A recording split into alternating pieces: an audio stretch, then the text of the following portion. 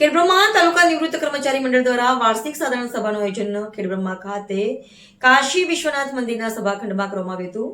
કાર્યક્રમમાં મોટી સંખ્યામાં નિવૃત્ત કર્મચારીઓ ઉપસ્થિત રહ્યા હતા. કાર્યક્રમના અધ્યક્ષસ્થાને સાબરકાંઠા જિલ્લા પંચાયતના પ્રમુખ શ્રીમતી રીનાબેન એ પટેલ ઉપસ્થિત રહ્યા હતા, જ્યારે ઉદ્ઘાટક તરીકે સાબરકાંઠા જિલ્લા પેન્શન મંડળ હિંમતનગરના પ્રમુખ શ્રી ચતુરસિંહ ચૌહાણ હાજર રહ્યા હતા. દીપ પ્રાગટ્ય સાથે કાર્યક્રમનો શુભ પ્રારંભ કરવામાં આવ્યો હતો. કાર્યક્રમના મુખ્ય મહેમાન તરીકે ખેડબ્રહ્મા તાલુકા પંચાયતના પ્રમુખ શ્રીમતી ગીતાબેન કે પારગી, સાબરકાંઠા જિલ્લા શિક્ષણ સમિતિના ચેરમેન શ્રી હિતેન્દ્રસિંહ કે ચૌહાણ, ખેડબ્રહ્મા શહેર ભાજપ પ્રમુખ શ્રી બ્રિજેશભાઈ એન બારોટ, ખેડબ્રહ્મા તાલુકા કોંગ્રેસ સમિતિના પ્રમુખ શ્રી ભમ્મરસિંહ ચંપાવત તેમજ સાબરકાંઠા જિલ્લા મધ્યસ્થ બેંકના ડાયરેક્ટર શ્રી ગોપાલભાઈ આર પટેલ વિશેષ ઉપસ્થિત રહ્યા હતા.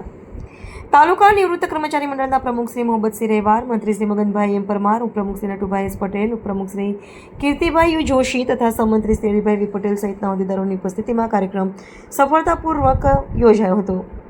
સભા દરમિયાન મહેમાનો તેમજ દાતાશ્રીઓનું સન્માન કરવામાં આવ્યું હતું. મંત્રી શ્રી મગનભાઈ એમ પરમારે મંડળનો વાર્ષિક અહેવાલ રજૂ કર્યો હતો તેમજ પ્રાસંગિક પ્રવચન આપ્યું હતું.